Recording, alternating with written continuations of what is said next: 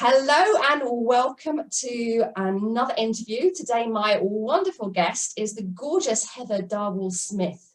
Now Heather left behind a career in the marketing and design industry to retrain as an accredited mindfulness-based psychotherapist, specialising in sleep, one of my favourite subjects.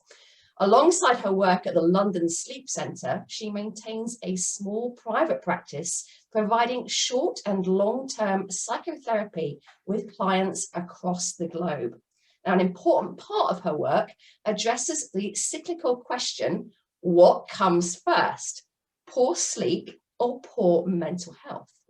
As well as an MA in Mindfulness-based Psychotherapy from Middlesex University, she's completed further training, including Cognitive Behavioural Therapy for Insomnia, Mindfulness-based Cognitive Therapy, Acceptance and Commitment Therapy, and is currently working towards a PGDip in sleep medicine at the University of Oxford. So I'm feeling very stupid at the moment.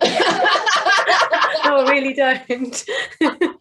I'm really thrilled. She's very kindly agreed to have a chat with me now to share more about her journey. So Heather, thank you so much for joining me. Just tell us a little bit more about you. How did you get to be where you are now and, specialising in sleep? Gosh, well, originally I was an art director. I worked in advertising in London and Sydney, and sleep really wasn't on the agenda in those days, but stress certainly was. Yeah. And I was trying to get pregnant, and I went off to do a 2-week retreat in Portugal where I was so stressed and I just needed some time out. And while I was there, it really struck me watching what was going on at the retreat and things as to how amazing it is to be able to take time out, but also the importance of being supported to do that. And I suppose you could say I had a bit of a life-changing moment and decided there and then that I was going to retrain as a psychotherapist. It took me a number of years to get there because I did get pregnant and continued with my work, but eventually I did retrain and originally trained to work primarily in trauma. But what became really clear to me was that people don't sleep. And I started to be really curious as to, well, hold on a minute, if we're working together in therapy, but you can't sleep, should that be something that is part of this conversation? So really it went from there. And yes, so today now it is my speciality. I'm very curious to know what comes first. Is it trauma or poor sleep, or how it manifests? Which is partly why I decided to do a really, really deep dive into studying sleep medicine, to really get into the nitty gritty of genetics and everything about it, which is possibly a deeper dive than I was expecting. So as a non-medic, it's a very curious experience, but it is fascinating. And what's very clear is that the jury is still out. Sleep is really complex, and there's still so much that we don't know. So it's a very young field. So I feel very, very fortunate to have chosen this speciality and be going forward with it. That's awesome, because it's just like we just kind of take it for granted when we can do it, can't we? And we don't really think about it until we can't, I guess, and that's where the issues come in. So what actually happens during sleep, and why is it so important? It's really interesting because I almost see it as all the energy that we put into being awake, we get out of the way, if you like, and the body gets on with taking all that energy to really do a lot of repair processes, because brain activity is quite different on the whole from when we're awake. There are some periods of sleep where it's similar, so which is why sometimes we can feel quite awake during sleep. But the brain and body do really important things like healing, growing, learning and organizing. Sleep regulates mood. It gives the brain's emotional center the chance to rest, so that if we've had enough, we feel positive and upbeat when we wake up. It's the period of learning and development because the brain's shuttling information across different memory stores, so taking it from short-term memory to long-term memory and moving it around, if you like. One of the things I think is really interesting about what happens in the brain during sleep is in 2012 they discovered that the brain has a particular system called the lymphatic system. If you think about it, it's like the brain's own washing machine. And when we go to sleep, particularly deep sleep, which we get more of at the beginning of the night, the brain takes spinal fluid up into the brain, literally pulses it through the brain to wash out toxins and proteins such as beta amyloid to really flush it out. So things like the endocrine system is very active, so hormones flood the body in the first half of sleep, growth hormones that flooding the body. We have a circadian rhythm which is controlled hormonally. There's a huge amount of activity. Stress levels change when we're asleep. The nervous system hopefully gets a chance to relax. The immune system kicks in with to fight inflammation because it releases cytokines during sleep, which is a very specific process. So again, I mean, I could go on and on and on. It's like a cascade of activity that happens when we get out of the way. The body goes, right, okay, they're gone. Right, we get on with it. That's fascinating. I had no idea that much actually happened as I slept. You just don't. Well, I don't think about it. I guess it's something that a lot of people just take for granted almost. And the fact that there is always repair work going on when you step, when like you say, you step out of the way and you allow your body just to get on with it. It's absolutely fascinating. One thing that's always I've wondered about, and I've experienced this myself, is when you say to yourself, I'm going to get a good night's sleep, and you go to bed early and you sleep for a long time. I don't know about anyone else, but I can wake up feeling worse than if I just had, the usual 6 hours or whatever. Is that something that a lot of people get? Is that something you've experienced? Or is it just me? Yeah, no. What can happen? It's a really common one. That what can happen is that you get into a really deep phase of sleep. So sleep consists of about 5 cycles of varying degrees of sleep activity, and as we come through those cycles, if we wake from very deep sleep, we'll feel rotten, absolutely rotten, and it's very difficult to control the sleep cycles. It's not something that's possible. It's the same reason why sometimes someone will have a nap and they'll wake up feeling absolutely gross, because you wake up out of deep sleep, and it's horrible. It's called sleep inertia. It's a grogginess, and it can feel like a real hangover, if you like, but you're just like, I didn't have anything that causes a hangover, but I feel awful. What's going on?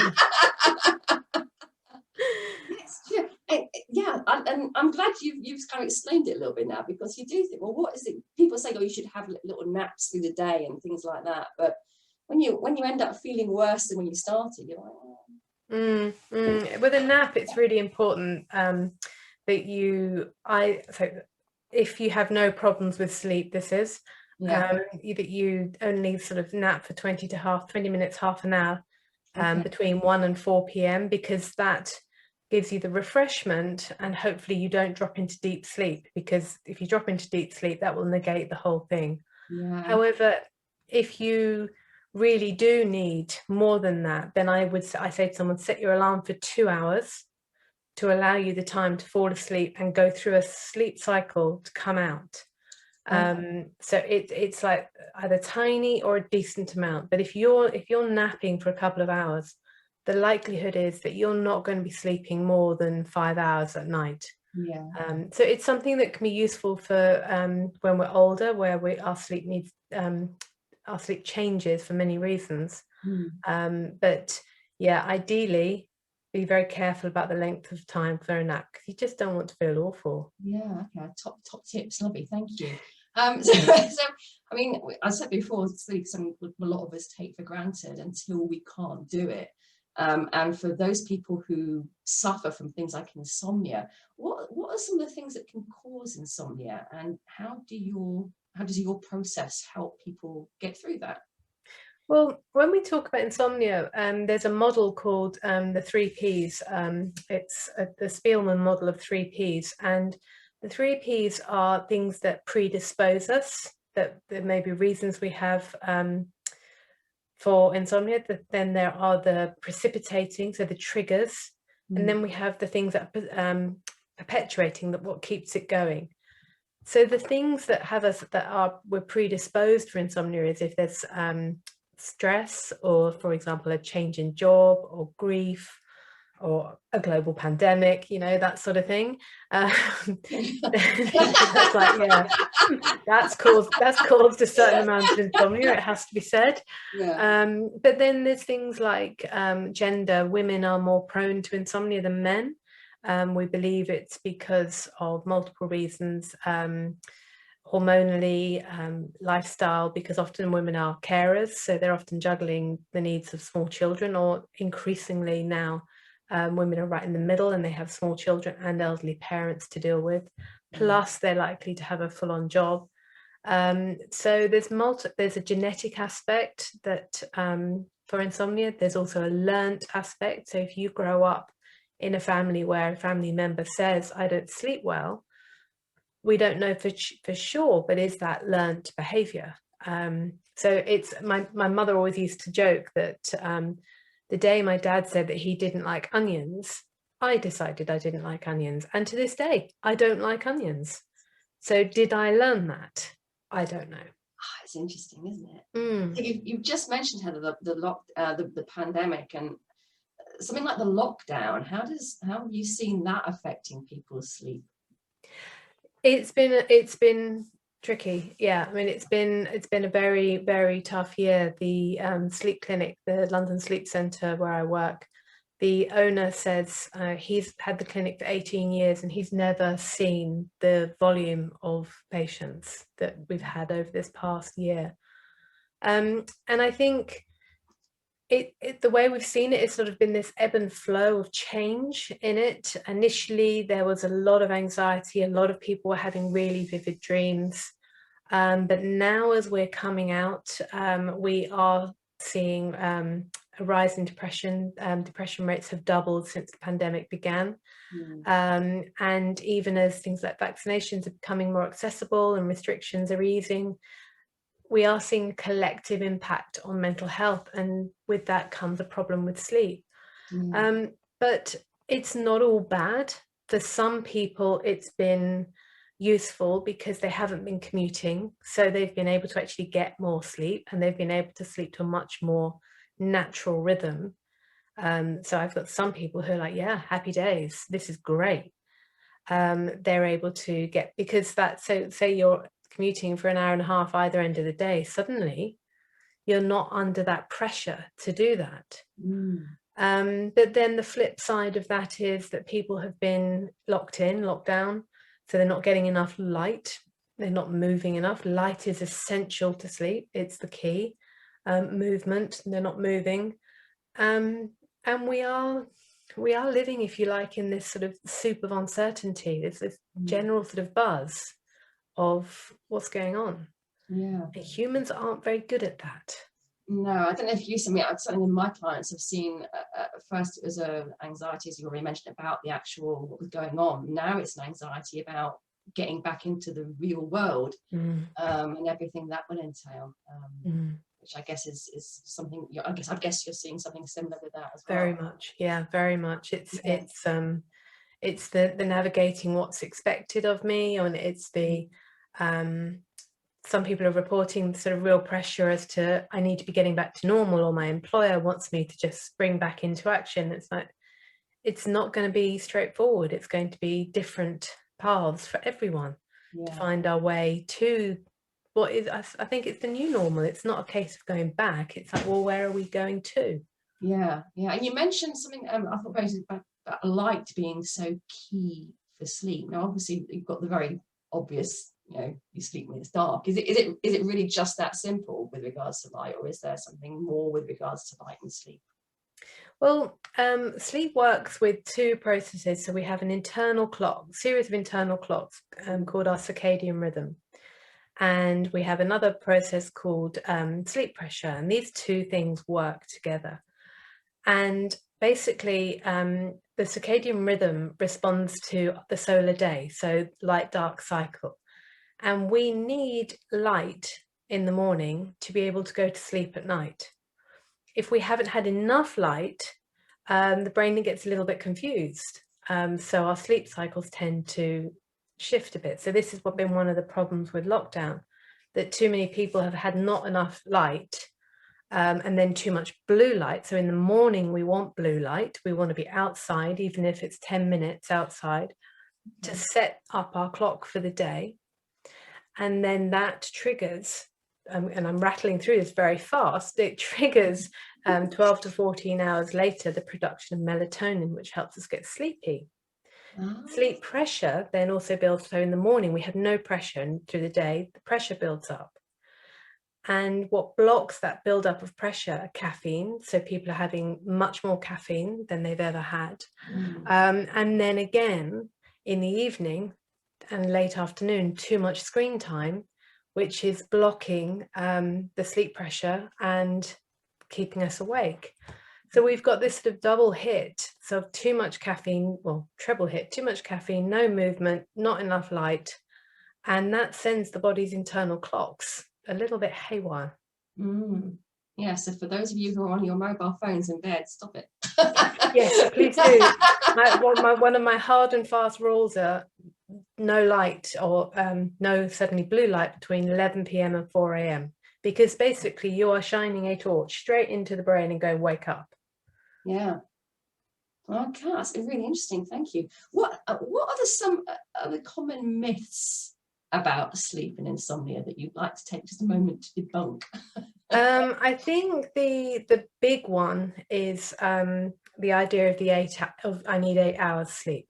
Yeah, okay. I think that's the really big one. And because there's a huge range in humans as to what healthy sleep looks like. You may need more sleep than me. Some people need more, some people need less. Some people are hardwired to sleep earlier. Some people are hardwired to sleep later. There's just no one set of rules for healthy sleep. The recommendation for the amount of sleep we need is between 7 and 9 hours. And actually, what we tend to see, it's between 7 and 7.5 hours tends to be fine, as long as it's quality. So that you've been asleep for most of that time. It's quite normal to have a little bit of waking up. And if you've got good consolidated sleep, which means you're getting enough deep sleep and REM sleep, then you should feel fine. And then people will say, oh, I feel exhausted during the day. Now, there is a question for me as to, is the exhaustion just because of sleep?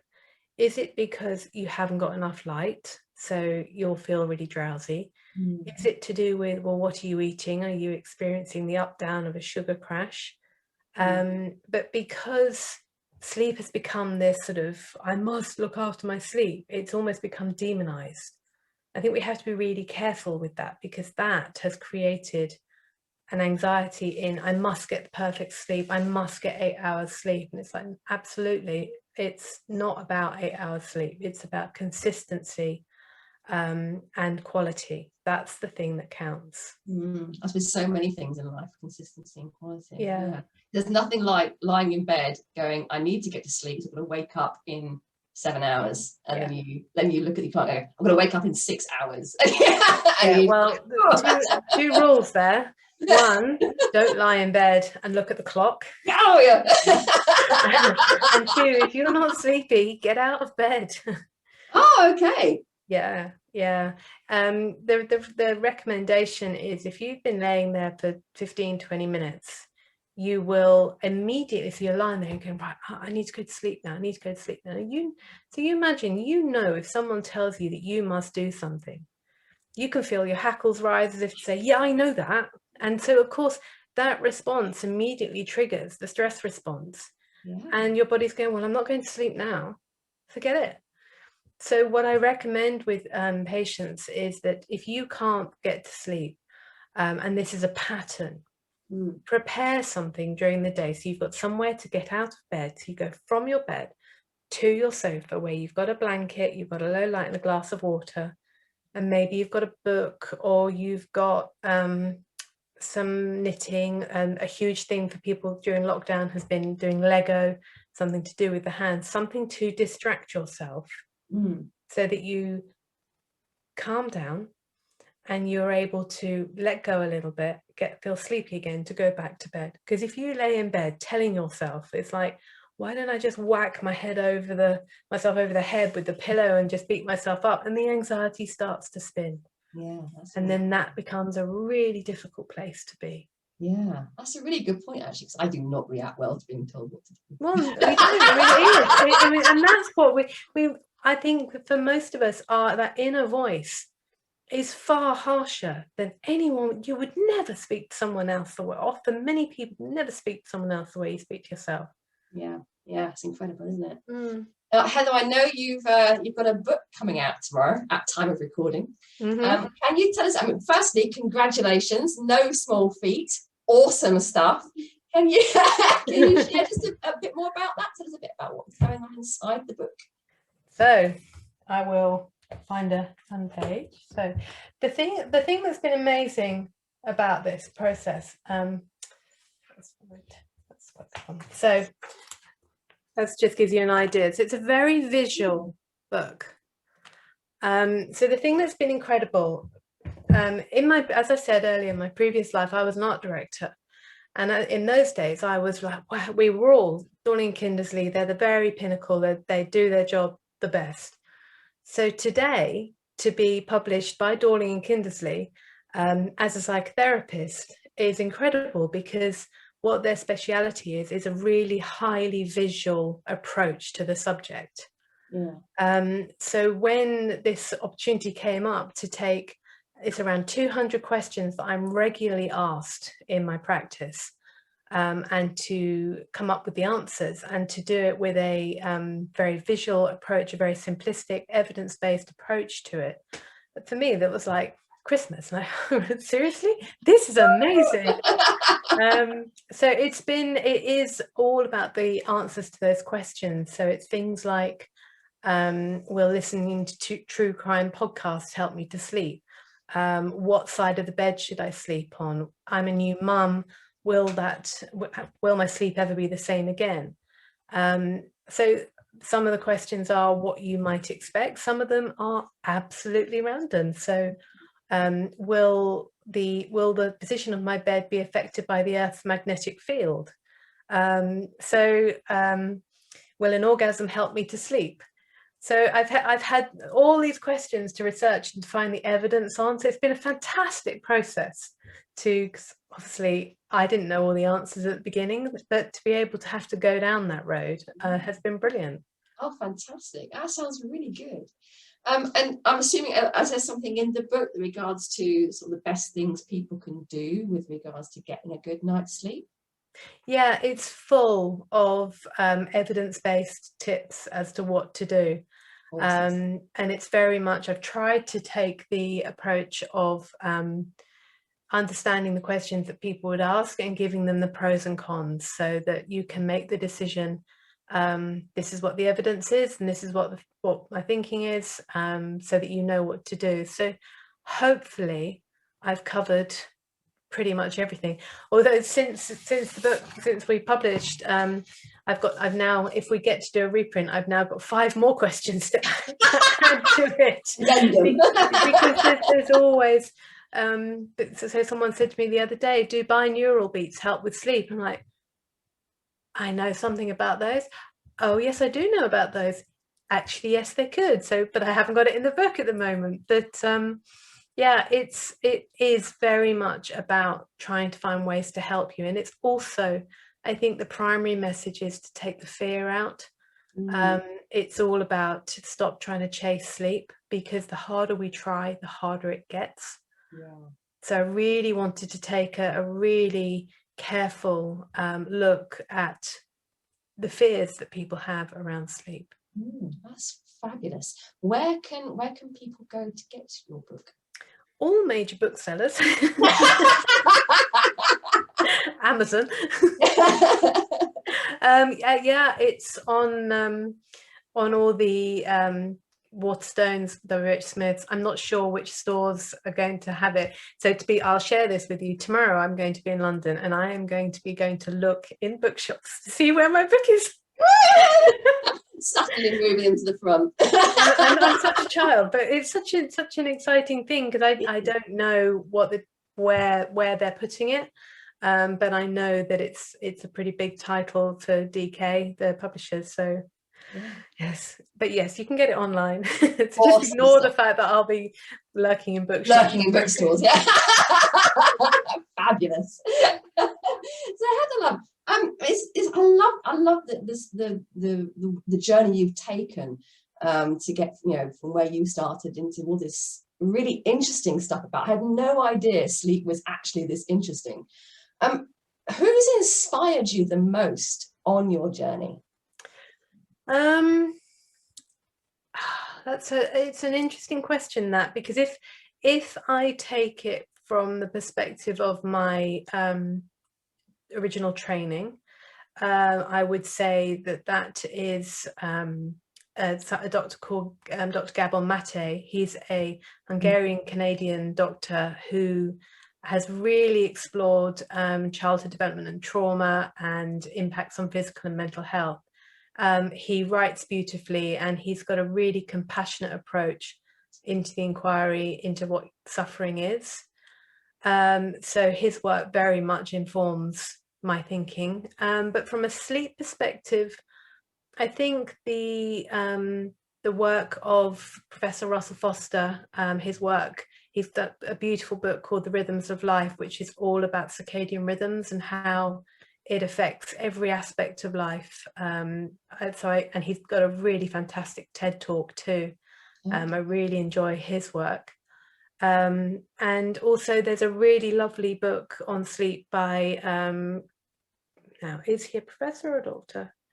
So forgive me if I get this wrong. Guy Leshner, who's a consultant at Guy's and St Thomas's Hospital, a book called The Nocturnal Brain.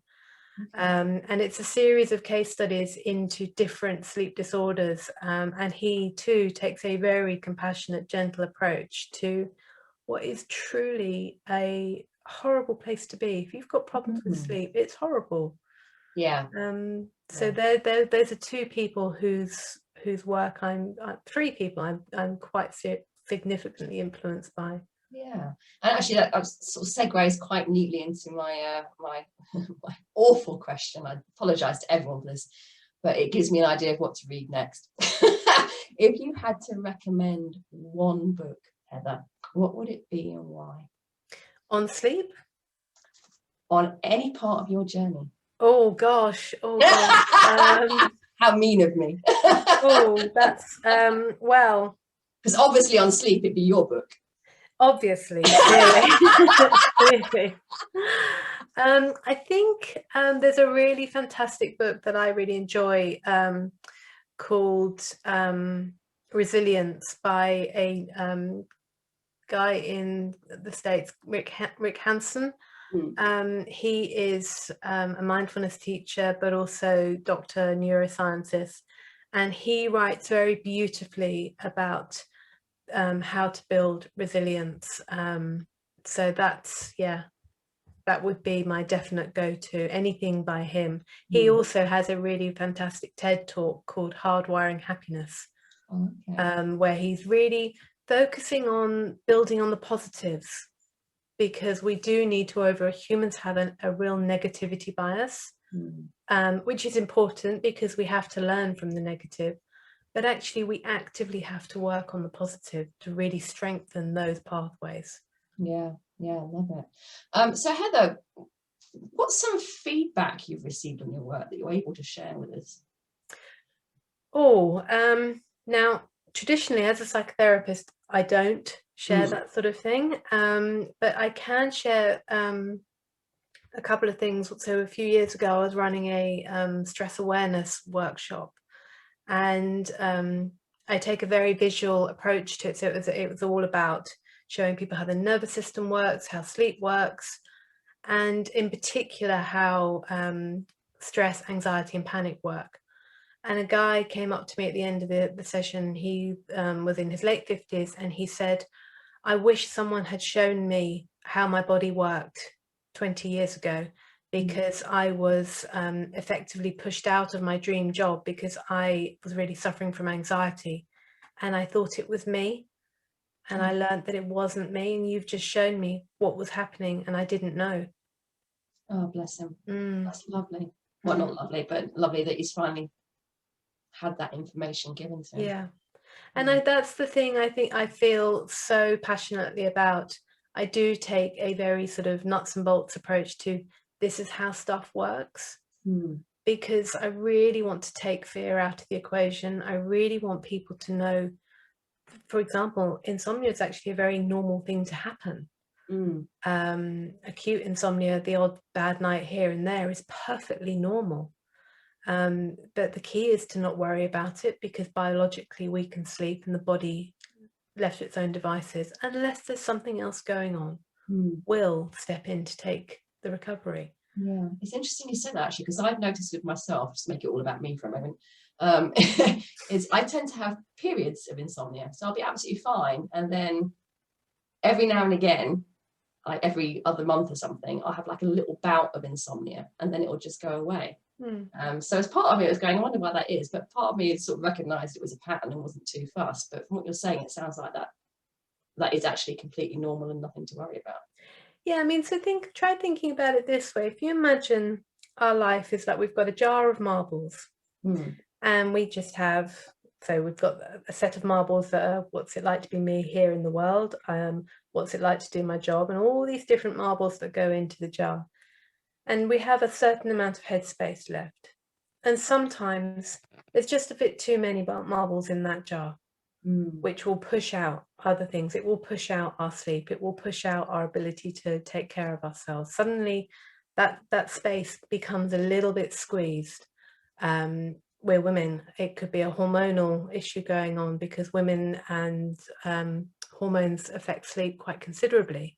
But I really like to think of it as that jar of marbles, and sometimes we have to think, oh gosh, I'm not sleeping well. Okay, what do I need? What do I need to put down here? What can I take out of this jar to just give myself a little bit of breathing space? What can I say no to, for example? Yeah. Oh, that's lovely. Thank you. So Heather, you've shared with us, you've got your very exciting book launch happening tomorrow. What other plan? You're lurking through bookshops coming up. What other plans do you have? There's not an awful lot of year left now. We're halfway through, alarmingly. But what are your plans for the rest of this year? I am looking forward to some time off. I think that's the key for me at the moment. There's a few things sort of vaguely planned in. My son's going off to uni and things like that. So at the moment it's all very loose, but I think my primary interest is, where can I take some time off? Because I have, in the past year, I have taken very little time off, and I'm very pro making sure we take time off, because we all need space to take some marbles out of that jar. Yeah, absolutely. Well, I want to thank you, Heather. Where can people go to find out a bit more about you? Throw some links at me. I have a website, heatherdarwall-smith.com, where there's some information about me and what I do as a psychotherapist, and with sleep and corporate stress awareness training. So yeah, there's stuff on that site. Awesome stuff. And I'll put the link and any other links that I get from Heather in the comments, as always, so you can always click directly. So Heather, thank you so much. It's been absolutely fascinating. I've really enjoyed it. Thank you. Before we finish off, I do like to sort of end the chats with something that people can implement, or some sort of piece of advice that the interviewee shares. Do you have something you can share with us now? I'm going to give you my 5 top tips to improve sleep. Awesome. So I think the first one is, lots of people will say to me, it's bedtime and I can't switch my mind off. no one can switch their mind off. So that's important. My psychotherapy training is underpinned by Buddhist philosophy, and having spoken with many long-term meditators, they too don't switch their mind off, but they don't engage with what is going on in their mind. So it's about recognizing these thoughts are spinning and seeing if we can step away to observe them and not be in them, which is there are some mindfulness practices to do that.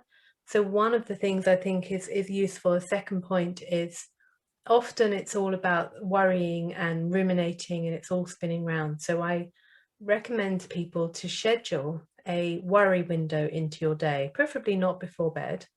So you take a notebook, hardback notebook, and you sit and you put an alarm on and you write down all the worries you have for 10 minutes, and then you slam the book shut. And you do it at the same time every day. Now what that does is create somewhere to put them all. So when the brain is going, and you're able to go, yeah, hold on a minute, just remember we've written that down. Don't have to think about it anymore, it's there. But it also gives you a visual evidence base of looking at the stuff that's been building up, that's worried about. And as time goes through, you flick back through and think, gosh, I did all that worrying about that. So it's a really useful practice, and for some people that alone has been life-changing with regards to their sleep. Again, another mindfulness practice, so when you're laying in bed, if your mind is still racing, see if you can redirect your attention to walk yourself through a scene in your imagination or through the sensations in your body. So again, it's about stepping back rather than trying to fix it. It's like, so for example, you and I would be sitting and I'd be saying to you, right, okay, now look over there at yourself, Claire. What if you were lying in bed, if you were to sit and watch yourself, what would you do to support yourself?